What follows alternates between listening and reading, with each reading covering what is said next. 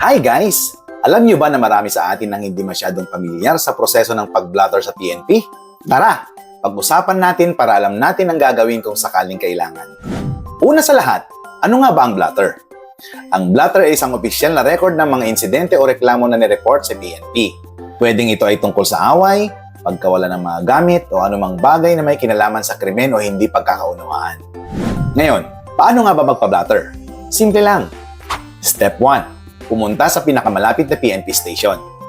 Step 2. Magpunta sa duty desk officer at sabihin ang nais na i-report.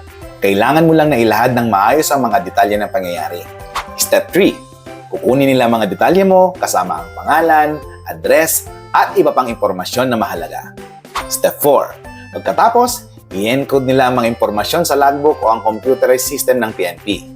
Kapag nakalag na ang report mo, magkakaroon ka ng kopya ng blotter na pwede mong gamitin bilang official record. Importante na alam natin ang prosesong ito para handa tayo kung sakaling mangyari ang hindi inaasahan. Kaya next time, huwag magkatubiling mag-report sa PNP kapag kailangan. Stay safe everyone! Follow nyo ako for more useful tips and information. Salamat sa panonood!